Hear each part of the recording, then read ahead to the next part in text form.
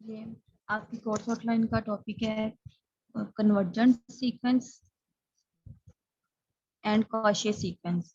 ठीक है, तो उस टॉपिक को डिस्कस करते हैं, उससे रिलेटेड टू कुछ क्वेश्चन हैं वो देखते हैं।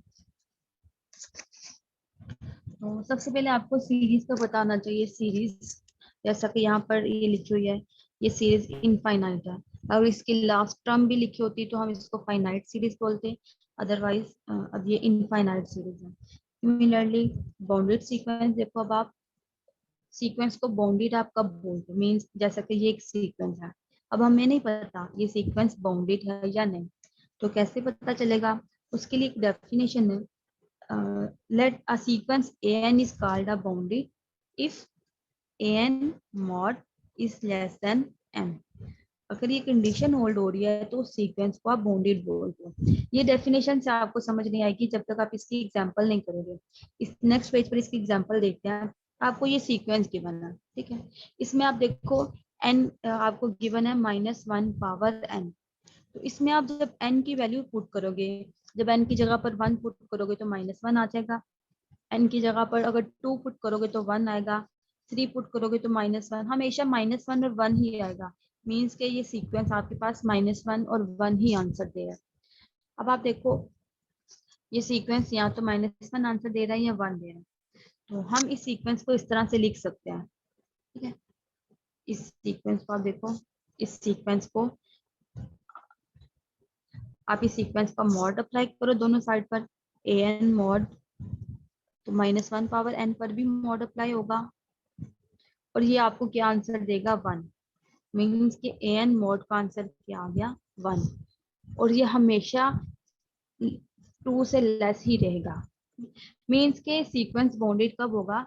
अगर आपको कोई यहाँ पर एक नंबर ऐसा मिल जाए जिससे वो लेस ही रहेगा। ठीक है, जैसे अभी हमें कहा कि ये 2 से लेस रहेगा, हम यहाँ पर 2 की जगह पर 3 भी कह सकते हैं कि ये 3 से हमेशा लेस ही रहेगा। तो हमें कोई ऐसा नंबर मिल जाए जिससे वो सीक्वेंस हमेशा लेस ही रहे, तो उस सीक्वेंस को आप बाउंडेड बोलते हैं। ठीक है, तो इसको आप दोबारा से देख लो, इसका आंसर आपके पास 1 आया। ठीक है, मॉड लेने से तो इट्स मीन ये हमेशा 2 से लेस ही आंसर देगा, मतलब 2 से लेस ही आएगा क्योंकि इसके आंसर यही आ रहे हैं, या तो -1 या 1, तो वो हमेशा 2 से लेस ही रहेगा। इसलिए हमें एक नंबर मिल गया यहाँ पर, तो इस सीक्वेंस को आप बाउंडेड बोलोगे। एक और एग्जांपल देखते हैं इसकी। आप इस एग्जांपल को देखो, an = 1/n, इस पर भी आपने मॉड अप्लाई कर दिया। अब आप देखो इसमें आप जब n की वैल्यू पुट करोगे, n की जगह पर 0 पुट करो, बल्कि 1 से स्टार्ट करते हैं, n की जगह पर आप 1 पुट करोगे, 2, 3, ठीक है, तो ये होगा कि सीक्वेंस डिक्रीज होता जाएगा।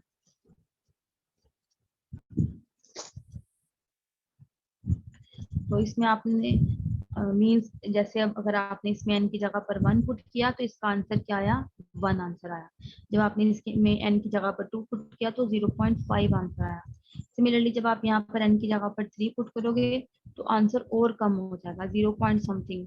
फिर 4 पुट करोगे, आंसर और मतलब 0 पॉइंट में। तो ये सारे जितने आप नीचे वैल्यू ज्यादा करते जाओगे, आंसर 0 की मतलब रेंज में ही आता रहेगा।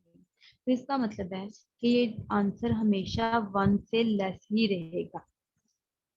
1 भी हो सकता है और 1 से लेस भी हो सकता है। 1 से लेस तो है ही, तो हमें यहाँ पर भी एक नंबर ऐसा मिल गया, वो नंबर 1 है। ठीक है, ऐसा नंबर मिल गया जिससे बाकी सारे लेस ही रहेंगे। तो इसको बाउंडेड जैसे यहाँ पर लिखा हुआ है कि वो नंबर 1 है। अभी आप इसको ज्यादा डिटेल में नहीं लेकर जाओ, नेक्स्ट सेमेस्टर में आपने इन नोट्स को पढ़ना है। ठीक है, ये 5th सेमेस्टर के नोट्स हैं, तो ऑलरेडी आपने इनको पढ़ना है। अभी के लिए जस्ट आप थोड़ा सा कॉन्सेप्ट अपने माइंड में रखो, मेजर आप फोकस डेफिनेशन पे रखो। जैसे बाउंडेड की डेफिनेशन आप लर्न कर लो, फंक्शन बाउंडेड कब होगा? अगर ए एन मॉड लेस है एम से। क्या बाउंडेड की डेफिनेशन लर्न कर लो, और अभी डेफिनेशन और भी आएंगी, जस्ट आप डेफिनेशन और एक एक एग्जांपल सबकी कर लो, और ज्यादा इस पर आप फोकस नहीं करो अभी, क्योंकि आपका ये मेजर टॉपिक नहीं है। नेक्स्ट सेमेस्टर में ये मेजर होगा, तब आप इसको पढ़ना। अभी नेक्स्ट है आपके पास अनबाउंडेड सीक्वेंस। जैसे अभी आपने बाउंडेड पढ़ा, इसी तरह से अनबाउंडेड। अनबाउंडेड सीक्वेंस की पहचान भी होती है कि वो इन्फिनिटी को अप्रोच कर रहे होते हैं या उनका अनडिफाइंड आंसर आ रहा होता है। जैसे कि ये सीक्वेंस है, इसमें आप एन की जगह पर 1 रखोगे तो 3 आंसर आएगा, 2 रखोगे इसमें एन की जगह पर तो आपके पास 5। तो इस तरह से आंसर इंक्रीज होता जाएगा और वो इन्फिनिटी को अप्रोच करेगा। इस केस में भी आप करके देखो, आंसर इन्फिनिटी को अप्रोच करेगा। तो इस तरह के सीक्वेंस आपके पास अनबाउंडेड सीक्वेंस होते हैं।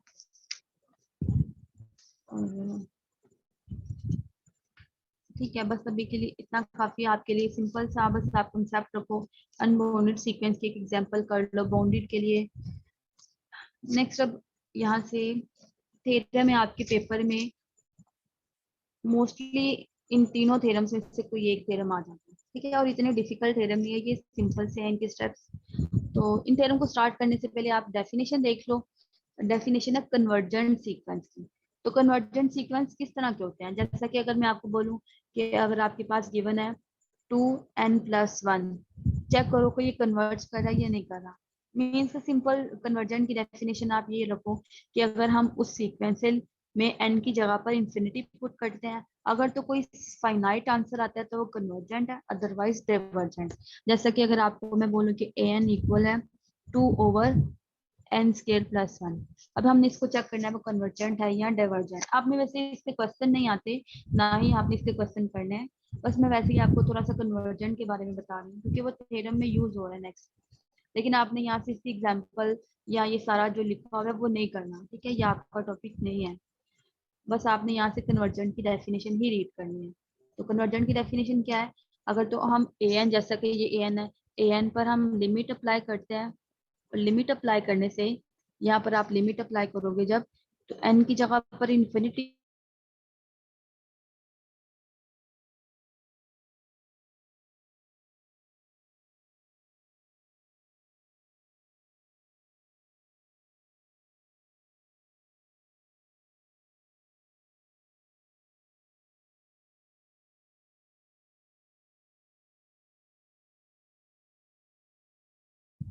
यहाँ पर, ठीक है। अभी बस ये आप इसकी डेफिनेशन को लर्न कर लो, मैं इसकी आपको ज्यादा डिटेल नहीं बता दूंगी। क्या बस आप ये याद रखो, अगर कन्वर्जेंट है तो उसको हम किस तरह से लिखेंगे, an-l<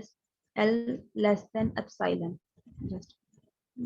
और यहाँ एप्सिलॉन की जगह पर एप्सिलॉन/2 भी लिख सकते हैं, आपकी चॉइस है। एप्सिलॉन लिख लो, एप्सिलॉन/2 लिख लो, या एप्सिलॉन/3, क्योंकि ये कोई एक नंबर है, कोई भी नंबर आर्बिट्रेरी है तो आप इसको कोई भी रैंडमली नेम दे सकते हो।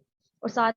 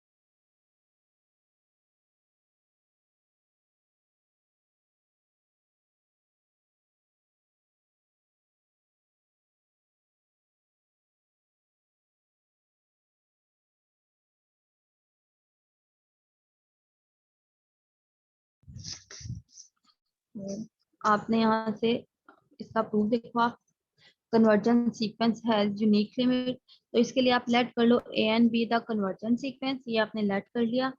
और हम यहाँ पर कंट्राडिक्शन लेट कर लेते हैं कि ये इसके 2 लिमिट्स हैं एल और एम, और वो दोनों ही डिफरेंट है, ये हमने लेट कर लिया। ठीक है, हमने कहा कि एल और एम इसकी 2 लिमिट्स हैं और वो कंट्राडिक्शन लेट कर रहे हैं। लास्ट पर फिर हम इसको मतलब प्रूव करेंगे। आपने देखा होगा मोस्टली प्रूफ आप कंट्राडिक्शन से ही करते हो, तो यहाँ पर भी आपने कंट्राडिक्शन लेट किया।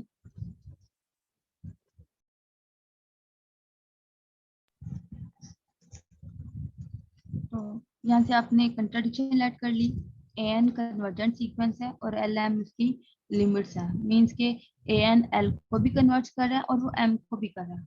ठीक है, और एल एम दोनों डिफरेंट है, ये आपने लेट करना है। अब आपने यहाँ पर जब ये लेट किया है तो A N converts to L and M, तो आप यहाँ से ये बोलोगे कि there exist N one and N two, क्योंकि अभी आपको मैंने बताया था कि जब भी आपने कन्वर्जेंट की डेफिनेशन लिखी है तो साथ में for all N greater than N one और एन टू इस तरह से ये लाजमी लिखना है। इसलिए हमने यहाँ पर ये कहा कि यहाँ पर एन वन और एन टू एग्जिस्ट कर रहे हैं।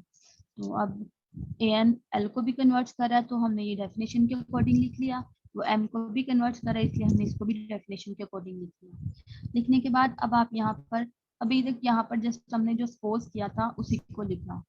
नेक्स्ट अब स्टार्ट करते हैं इसका प्रूफ। आपने लेट किया एल माइनस एम, यहाँ पर ए एन को ऐड और सब्ट्रैक्ट किया। नेक्स्ट अब आप इन दोनों मॉड को सेपरेट कर सकते हो। आपने ये रूल पढ़ा हुआ है एक्स प्लस वाई मॉड, जब आपने सेपरेट करना होता है तो यहाँ पर सेंटर में लेस का साइन आता है, और X mod plus Y mod इस तरह से आप लिखते हो। तो यहाँ पर भी इसी तरह से ये सेपरेट हो जाएंगे और यहाँ पर लेस देन का साइन आ जाएगा। नेक्स्ट स्टेप में अब आप मॉड है तो आपको पता है कि आप मॉड में टू टर्म्स को इंटरचेंज कर सकते हो। और नेक्स्ट स्टेप में इसकी जगह पर भी एप्सिलॉन बाय 2 आ जाएगा, दोनों की जगह पर एप्सिलॉन बाय 2 आ गया। और अब जब एप्सिलॉन बाय 2 को ऐड करोगे तो नेक्स्ट स्टेप आपका होगा इसकी जगह पर जस्ट एप्सिलॉन आ जाएगा। ठीक है, 12 minus M less than epsilon, और एप्सिलॉन आपको बताया था कि यहाँ पर कोई भी आर्बिट्रेरी नंबर है। ठीक है, तो आप यहाँ पर क्या है तो वो नंबर 0 है, मतलब कि वो 0 को अप्रोच कर रहा है तो इसकी जगह पर 0 आ जाएगा। और नेक्स्ट स्टेप में L minus M equal 0, it's mean L minus M equal 0 और L इक्वल m। तो यहाँ से ये प्रूव हो गया कि ये जो दोनों लिमिट्स हैं वो सेम ही है। मीन्स कि an अगर 2 को कन्वर्ट कर रहा है तो वो 2 को ही कर रहा है, मतलब कि ये दोनों ही इक्वल आ गई हैं। ये दोनों अगर डिफरेंट होती तो डिफरेंट पॉसिबल नहीं है, क्योंकि सिर्फ एक ही लिमिट एग्जिस्ट करती है और आपने यहाँ पर प्रूव कर दिया कि वो यूनिक है, दोनों सेम ही है। इसी तरह से नेक्स्ट प्रूफ है आपका। ठीक है, नेक्स्ट प्रूफ से पहले भी आप डेफिनेशन देख लो कॉची सीक्वेंस की। जैसे आपने कन्वर्जेंट सीक्वेंस पढ़ा, कन्वर्जेंट सीक्वेंस की डेफिनेशन थी A N minus A L less than epsilon, और हमने साथ में कहा था for all N greater than N. तो कॉची सीक्वेंस की डेफिनेशन भी इसी तरह से ही आपने लिखनी है। उसमें आप ये कहते हो A M minus A N less than epsilon by epsilon for all M N greater than N one. उसमें इस तरह से आप इसकी डेफिनेशन को लिखते हो। अभी जस्ट आप डेफिनेशन को लिखने का मेथड ही देखो, तो इसकी एग्जांपल भी करेंगे लास्ट पर, मैं आपको इसकी एग्जांपल भी करवा देती हूँ। अभी जस्ट आप इसको लिखने का मेथड देख लो। अब ये कॉची सीक्वेंस की डेफिनेशन आपने इस तरह से लर्न करनी है। तो नेक्स्ट स्टार्ट करते हैं इसका थ्योरम। कहा गया है कि a convergent sequence of real number is a Cauchy sequence. ये जो कन्वर्जेंट सीक्वेंस होते हैं वो कॉची भी होते हैं। तो इसको प्रूव करना है आपने। आपने लेट कर लिया A N with the Cauchy sequence, आपने ए एन और ए एम ये दोनों लेट कर लिए वो कॉची सीक्वेंस है, तो आपने उन दोनों को लिख भी लिया एन और एम दोनों के लिए। नेक्स्ट आप कंसीडर कर लो ए एन माइनस ए एम, इनके सेंटर में आप एल को ऐड और सब्ट्रैक्ट करवा दो, और फिर अब आप नेक्स्ट स्टेप में मोड को सेपरेट कर लोगे। मोड सेपरेट कर लिया आप, और इस मोड की जगह पर ये दोनों सेपरेट सेपरेट कर लिया, और आपने अभी पीछे ये लिखा है कि ये दोनों लेस देन है एप्सिलॉन बाय 2 से, ये भी लेस देन है एप्सिलॉन बाय 2 से, तो इट्स मीन इनकी जगह पर एप्सिलॉन बाय 2 आ जाएगा, और यहाँ से ये चीज प्रूव हो गई। और ये डेफिनेशन है कॉची सीक्वेंस की। मीन्स आपने कन्वर्जेंट सीक्वेंस लिए थे और प्रूव कर दिया वो कॉची है, तो आपने यही प्रूव करना था convergent sequence of real number is a Cauchy sequence. तो यही आपने इस थ्योरम में प्रूव करना था। सबसे पहले आपने कॉची सीक्वेंस लेट कर लिए, ये मॉड कंसीडर कर लिया। ये थ्योरम भी प्रीवियस की तरह ही है, प्रीवियस में भी हमने ऐसे ही किया था कि ये कन्वर्जेंट लेट किए थे, फिर हमने ये मॉड लेट कर लिया और उसको प्रूव किया था। ये प्रूव भी उसी तरह से ही था। A convergent sequence is Cauchy. अब लास्ट प्रूव है आपका, उसमें आपने प्रूव करना है Cauchy sequence is bounded. Means के कॉची सीक्वेंस हमेशा बाउंडेड होते हैं। मीन्स के जो कॉशी सीक्वेंस होते हैं वो हमेशा इस कंडीशन को होल्ड करते हैं। बाउंडेड की यही डेफिनेशन थी जो भी हमने स्टार्ट में पढ़ी थी। तो देखते हैं, हमने सबसे पहले कॉशी सीक्वेंस लेट कर लिया। कॉशी सीक्वेंस लेट करने के बाद यहाँ से आपने ये लेट कर लो ए एन, और ए एन को आप इस तरह से लिख सकते हो। मीन्स यहाँ पर कोई भी रैंडमली कोई भी टर्म आप ऐड करवा दो। इन्होंने मतलब इस तरह से लिखी हुई है, आप यहाँ पर कोई और भी टर्म लिख सकते थे। टर्म लिखने के बाद अब यहाँ से भी आप मॉड को सेपरेट कर लो, और ठीक है, फर्स्ट वाले टर्म को सेपरेट लिख लिया और सेकंड को। अब इसकी जगह पर आप एप्सिलॉन लिख सकते हो, क्योंकि स्टार्टिंग में ही आपने कॉची सीक्वेंस लेट किया हुआ है। कॉची सीक्वेंस क्या होता है कि टू सीक्वेंस को आप माइनस करो और वो लेस है एप्सिलॉन से, तो ये दोनों भी सीक्वेंस है, तो इसकी जगह पर आपने एप्सिलॉन लिख दिया, ठीक है? और ये वाली टर्म आपकी एज इट इज। अभी तक जस्ट आपने क्या किया था, ए एन लेट किया, इसमें एक टर्म को इन्वॉल्व किया, मॉड सेपरेट किया था। अब नेक्स्ट स्टेप में आपने इस टर्म को देखते हैं। आप यहाँ पर देखो, एम नोट की जगह पर 0 पुट करोगे तो ए वन आ जाएगा, इसकी जगह पर 1 पुट करोगे तो ये टर्म आ जाएगी, 3 पुट करोगे तो ये टर्म आ जाएगी। मीन्स के ये सारी टर्म्स आपने इसको एम का नेम दे दिया। आपने इस पूरी टर्म को यहाँ पर इस लाइन में एम का नेम दे दी है। नेक्स्ट स्टेप में बस आपने अब इसकी जगह पर एम लिखना है और आपका ये प्रूव हो जाएगा। मीन्स के नेक्स्ट स्टेप में इसकी जगह पर आपने एम लिख दिया और यही आपने प्रूव करना था। मीन्स कि ये बाउंडेड है। स्टार्टिंग में आपने लेट किया था ए एन कॉची सीक्वेंस है, उसको आपने इस स्टेप से प्रूव कर दिया कि लास्ट पर कि वो जो ए एन है वो लेस है एम से, और अगर वो आपको पता है किसी नंबर से लेस होता है तो वो हमेशा बाउंडेड होते हैं। तो ये थ्योरम से अब ये एग्जांपल्स आप देख लेना, ये मैं करवा देती हूँ एग्जांपल। इस एग्जांपल में कहा गया है कि ये सीक्वेंस एक लिया है और इस सीक्वेंस को प्रूव किया है। वैसे आप एग्जांपल्स ना करो, डबल माइंड हो जाओगे। ये सीक्वेंस प्रूव किया है कि वो बाउंडेड है लेकिन कॉची नहीं है। प्रूफ कैसे किया है, आपको बाउंडेड के लिए भी बताया था कि बाउंडेड के लिए क्या कंडीशन होती है, कोई ऐसा नंबर मिलना चाहिए जिससे वो लेस हो जाए, जैसे कि यहाँ पर 2 मिल रहा है बाउंडेड। अभी ये एग्जांपल पीछे भी डिस्कस किया, तो ये बाउंडेड है लेकिन ये कॉची नहीं है। कॉची कैसे नहीं है, देखते हैं। हमारे पास एक सीक्वेंस है A N equal -1 power N, इसी सीक्वेंस को हम ए एम के लिए भी लिख लेते हैं, ठीक है। तो अब कॉची सीक्वेंस की डेफिनेशन में इन दोनों को पुट कर देंगे इस वाली डेफिनेशन में। ए एन की जगह पर भी वैल्यू पुट कर दी, ए एम की जगह पर भी वैल्यू। अब नेक्स्ट स्टेप ये है कि अब इसको कंसीडर करें।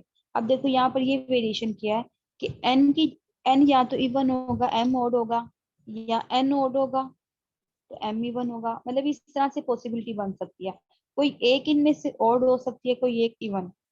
तो नेक्स्ट स्टेप में आप देखो, अगर एक को हम इवन रखते हैं और दूसरी को हम ओड रखते हैं तो हमेशा यही आंसर आएंगे। एक का आंसर हमेशा 1 आएगा और दूसरे का आंसर -1 आएगा।